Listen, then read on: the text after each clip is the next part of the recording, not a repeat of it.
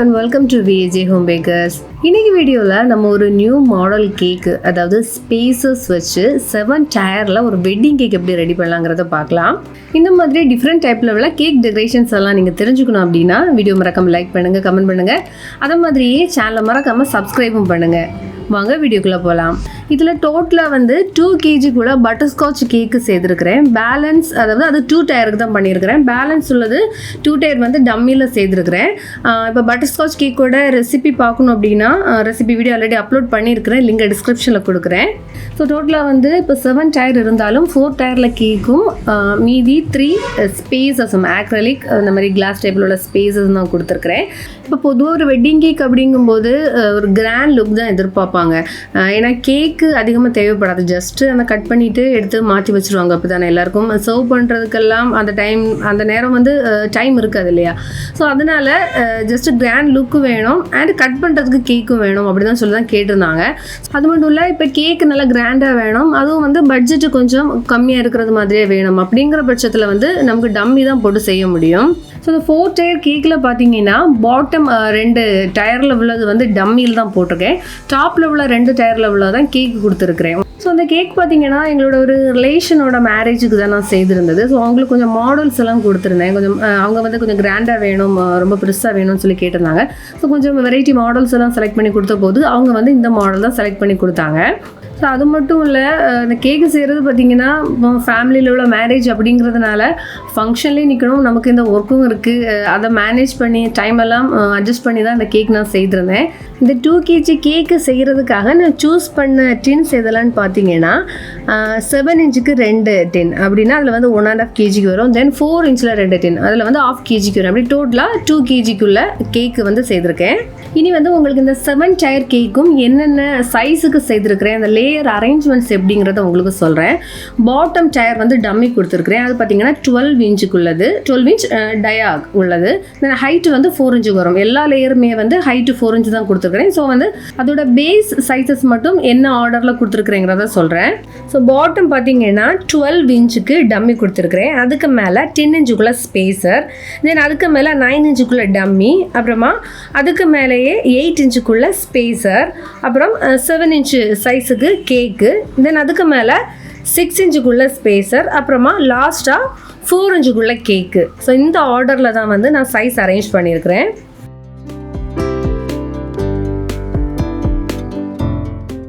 So இந்த full கேக்குக்கும் பேஸில் கொடுக்குற அந்த போர்ட் சைஸ் பார்த்தீங்கன்னா 12 inch தான் எடுத்துருக்கிறேன். நான் ஏற்கனவே சொன்னேன், பாட்டம் உள்ள கேக்கும் நான் 12 inch தான் கொடுத்துருக்குறேன். ஏன்னா இதை விடவும் பெருசாக கொஞ்சம் ட்ரம் போர்டு கிடைக்கல, 12 inch தான் எனக்கு ட்ரம் போர்டு கிடச்சிச்சு. அதனால் 12 inch போர்டுக்கு 12 inch கேக்கு அந்த மாதிரி தான் வச்சுருக்கிறேன். ஸோ அடுத்தது பார்த்தீங்கன்னா அந்த ஆக்ரிலிக் ஸ்பேசர்ஸ், இது நமக்கு பாட்டமில் உள்ள அந்த சர்க்கிள் ஷேப்பு க்ளோஸ்டாக தான் இருக்கும். ஆனால் இந்த டாப்பில் மட்டும் நமக்கு ஓப்பன் பண்ணி க்ளோஸ் பண்ணுற மாதிரியே தான் கொடுத்துருப்பாங்க. அதில் சைடில் ஒரு சின்ன ஒரு லாக் அட்ஜஸ்ட்மெண்ட் மாதிரி இருக்குது. ஆக்சுவலி அது லாக்கில் இப்போ நம்ம அதில் வச்சு க்ளோஸ் பண்ணும்போது அது லாக் ஆகிறது மாதிரியே இருக்குது. ஸோ இதுக்கு உள்ள நம்ம வேறு என்ன வேணாலும் ஃபில் பண்ணி டெக்கரேட் பண்ணிக்கலாம். ஃப்ளவர்ஸ், லைட்ஸு, ஆர் லீவ்ஸ் என்ன வேணுமோ இதில் வச்சு நம்ம டெக்கரேட் பண்ணிக்கலாம். ஸோ இந்த வெட்டிங் கேக் மாடலில் அவங்க பிளெயினாக இருக்கிற ஸ்பேசஸ் தான் வேணும் அப்படின்னு தான் சொல்லியிருந்தாங்க. அதனால தான் அதுக்கு உள்ள வேறு எந்த டெக்கரேஷனும் செய்யலை. ஸோ இது பார்த்தீங்கன்னா நான் 3 சைஸஸில் வாங்கியிருக்கேன். 10 inch, 8 inch, அப்புறம் 6 inch உள்ளது. ஸோ இதோட லிங்க் நான் டிஸ்கிரிப்ஷனில் கொடுக்குறேன், தேவைப்படுறவங்க அது வாங்கிக்கோங்க. ஸோ அப்புறமா இந்த 12 inch டம்மி, இன்னொன்று 9 inch டம்மி, இந்த 2 டம்மியும் நான் வீட்டிலே தான் ரெடி பண்ணி எடுத்தேன். வேறே நிறைய வீடியோஸில் இந்த டம்மி ரெடி பண்ணுறதை காமிச்சிருக்கிறேன். ஸோ இனிமேல் கேக்கு ரெடி பண்ணி எடுத்துக்கலாம். இப்போ 7 inch 2 டின்னு, தென் சொன்ன மாதிரி 4 inch 2 டின் இருக்குது. இந்த கேக் டின்லேருந்து இதை நம்ம டீமோல்ட் பண்ணிவிட்டு இந்த டாப்பில் சைட்லலாம் கலர் சேஞ்ச் ஆகிருக்கு பார்த்தீங்களா, அந்த போர்ஷனை நான் ரிமூவ் பண்ணி ஒவ்வொரு டின்னில் உள்ள கேக்கையும் 3 பீசஸாக ஸ்லைஸ் பண்ணி எடுத்துக்கலாம். அப்போ ஒரு டயருக்கு பார்த்தீங்கன்னா டோட்டலாக 6 பீசஸ் கிடைக்கும்.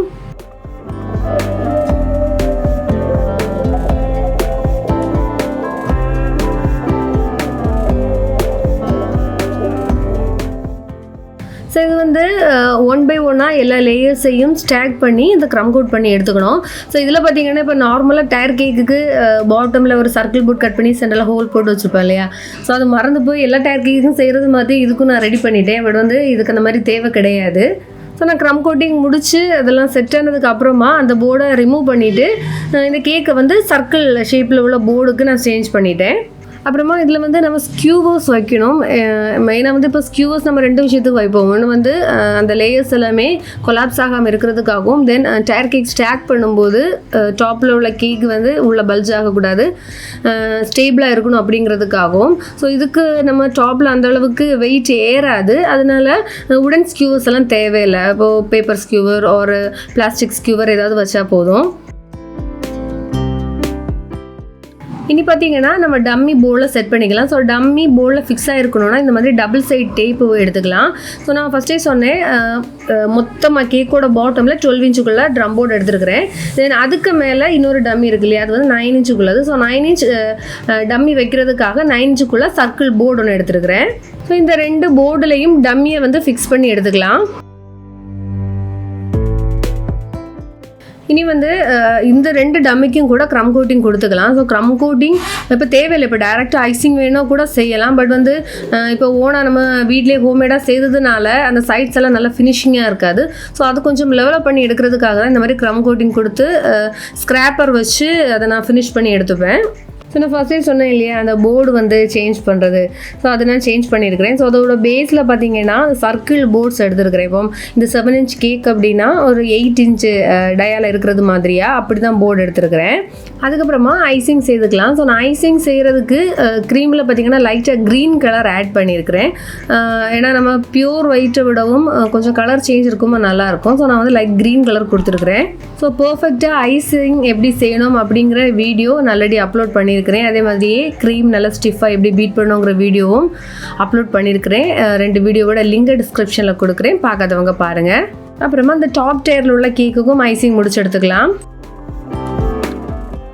ஸோ இனி பார்த்தீங்கன்னா நம்ம 2 டம்மி கொடுத்துருக்குறோம். அந்த 2 டம்மிக்கும் வந்து ஐசிங் செய்துக்கலாம். இப்போ கேக்குக்கு ஐசிங் செய்தது மாதிரி ஈஸி கிடையாது டம்மிக்கு ஐசிங் கொடுக்குறதுக்கு. ஏன்னா அது வந்து நம்ம டேர்ன் டேபிளில் ஃபிக்ஸடாக இருக்காது, மூவ் ஆகிட்டே இருக்கும். ஏன்னா நம்ம அந்த ரொட்டேட் பண்ணுற டைமில் எல்லாம் அதுவும் மூவ் ஆகி போய்கிட்டே இருக்கும். ஸோ அது கொஞ்சம் ஐசிங் பண்ணுறது கஷ்டமாகவே தான் இருக்கும். நீங்கள் வந்து கமெண்ட்ஸில் கேட்டிருந்தீங்க டம்மிக்கு ஐசிங் பண்ணுறதுக்குள்ள டிப்ஸு சொல்கிறதுக்கு. ஸோ டம்மிக்கு நம்ம ஐசிங் கொடுக்கும்போது டேர்ன் டேபிளில் மட்டும் பிடிச்சி டேர்ன் பண்ணக்கூடாது, அதில் போர்டும் இருக்குது பார்த்தீங்களா, போர்டையும் சேர்த்து பிடிச்சி தான் டேர்ன் பண்ணணும். அப்படி இல்லைன்னா ஸ்கிட் ஆகிட்டே இருக்கும், நமக்கு நீட்டாக ஐசிங் செய்ய முடியாது.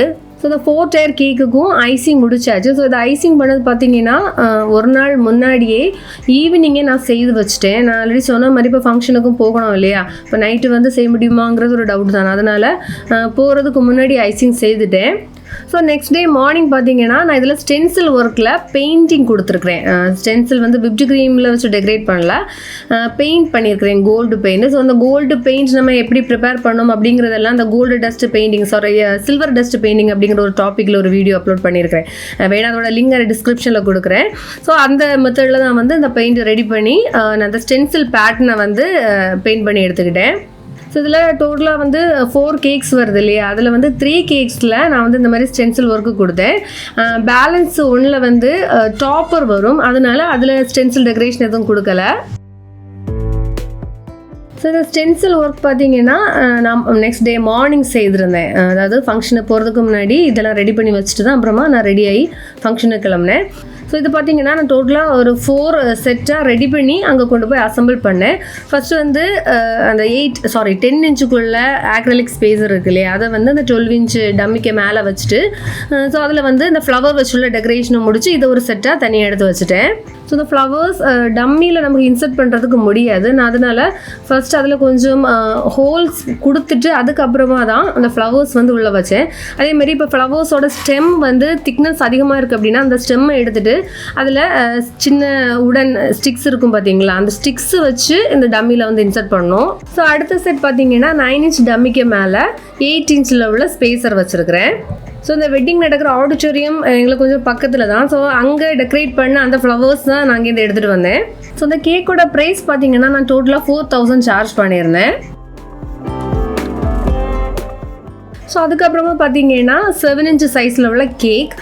இதில் வந்து நான் ஏற்கனவே சொன்னது மாதிரி ஸ்டென்சில் டெக்கரேஷன் எதுவுமே செய்யலை. இதில் வந்து நேம் டாப்பர் வரும், நான் அதனால் ஜஸ்ட்டு கோல்டு சுகர் பால்ஸ் வச்சு அதை டெக்கரேட் பண்ணியிருக்கிறேன்.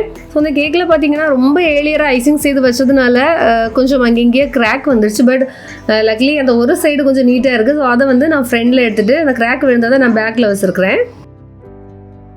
அது மட்டும் இல்லை வெட்டிங் மாஸுக்கு காணிக்க கொடுக்குறதுக்குள்ள இந்த ஃப்ரூட்ஸ் எல்லாத்தையும் வந்து டெக்கரேட் பண்ணி கேட்டிருந்தாங்க. ஸோ வந்து கூட நெட்டு அதெல்லாம் டெக்கரேட் பண்ணுறதுக்குள்ள எல்லாமே அவங்களே வாங்கி கொடுத்துருந்தாங்க. ஃப்ரூட்ஸ் எல்லாம் ஜஸ்ட்டு நான் வந்து அது பேக் பண்ணி மட்டும் நான் கொடுத்துருந்தேன். ஸோ இந்த வெட்டிங் அன்னைக்கு மார்னிங் கேக்கோட ஒர்க்ஸ் எல்லாம் ஸ்டார்ட் பண்ணுறதுக்கு முன்னாடி இந்த ஃப்ரூட்ஸ் எல்லாத்தையுமே டெக்கரேட் பண்ணி அங்கே கொடுத்துட்டு வந்ததுக்கு அப்புறமா தான் கேக்கோட டெக்கரேஷன் ஒர்க் நான் ஸ்டார்ட் பண்ணியிருந்தேன். ஸோ நீ இது ஃப்ரெண்டில் பார்த்தீங்கன்னா அந்த நேம் லெட்டர் டாப்பர் தான் வச்சுருக்கிறேன். ஸோ இது அந்த கேக்லேருந்து ரிமூவ் ஆகாமல் இருக்கிறதுக்காக ஸ்டெம் ஒயர் ஒன்று வச்சு இந்த மாதிரியாக நான் பின் பண்ணி வச்சுருக்கிறேன். ஸோ அது இந்த கிளிப் மாதிரியாக நான் பண்ணி வச்சுருக்கிறேன். ஸோ இது வந்து அந்த கேக்லேருந்து ரிமூவ் ஆகி வராது. இந்த மாதிரி ஃப்ரெண்டு ஃபேஸ் பண்ணியிருக்கிற டாப்பர்ஸில் பார்த்தீங்கன்னா பேக்கில் ஒரு ஸ்டெம் மாதிரியை வச்சு கொடுப்பாங்க. பட் எனக்கு அது என்ன ஆயிடுச்சுன்னா பிரேக் ஆயிடுச்சு கொண்டு வந்த டைமில். நான் அதனால் இந்த மாதிரி ஸ்டெம் ஒயர் வச்சு அதை வந்து ஃபிக்ஸ் பண்ணியிருக்கிறேன். ஸோ அப்புறம் இதுக்கு மேலே 6 இன்ச்சுக்குள்ள ஸ்பேசர் வச்சுருக்கிறேன். தென் அதே மாதிரி ஃப்ளவர்ஸ் டெக்கரேஷனும் கொடுத்துருக்குறேன். ஸோ இது வந்து கேக் அப்படிங்கிறதுனால ஃப்ளவர்ஸ் இன்சர்ட் பண்ணுறதுக்கு ரொம்ப ஈஸியாக தான் இருந்தது.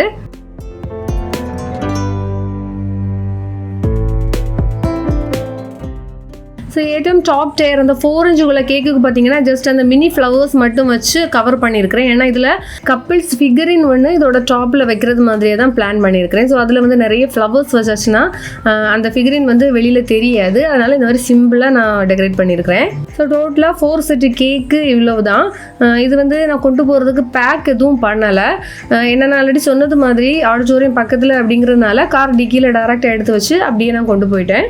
இப்போ பேக் பண்ணி தான் கொண்டு போகணும் அப்படிங்கிற சிச்சுவேஷன் இருக்குது அப்படின்னா இப்போ 4 செட்டாக இருக்குல்லையே இது வந்து ஒவ்வொன்றையும் தனித்தனியாக பேக் பண்ணி அங்கே கொண்டு போய் அரேஞ்ச் பண்ணி கொடுக்கணும். ஸோ சர்ச்சில் வெட்டிங் மாஸ் முடிஞ்சிருச்சு அப்படிங்கிற தகவல் வந்ததுக்கு அப்புறமா நான் அந்த கேக் வந்து இந்த மாதிரி ஸ்டாக் பண்ண ஸ்டார்ட் பண்ணேன்.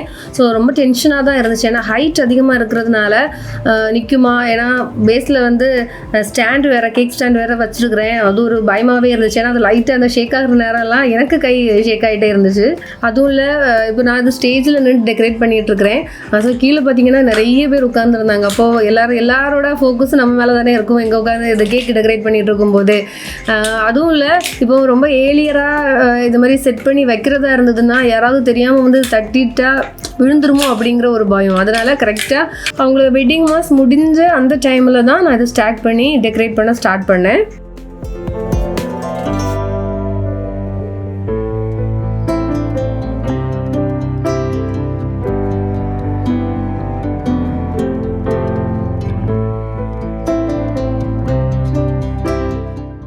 ஸோ கேக்கு ஹைட்டாக இருக்கணும் அப்படிங்கிறதுனால தான் அந்த கேக் ஸ்டாண்ட் எல்லாமே வச்சு நான் ரெடி பண்ணிடுறேன். ஸோ அந்த ஹைட்டு பார்த்தீங்களா, அந்த கப்பலோட ஹைட்டுக்கு அந்த அளவுக்கு கேக் இருக்குது. ஸோ அதனாலே நான் அவங்கக்கிட்ட கேக்கு கட் பண்ணுறதுக்கு இடையில, அதாவது 3rd டயரில் உள்ள கேக்கை வந்து நான் கட் பண்ண சொல்லியிருந்தேன்.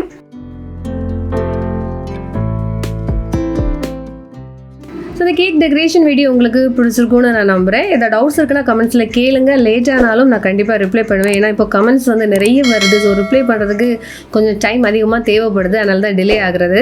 வேறொரு வீடியோவில் மீண்டும் சந்திக்கலாம். பாய்.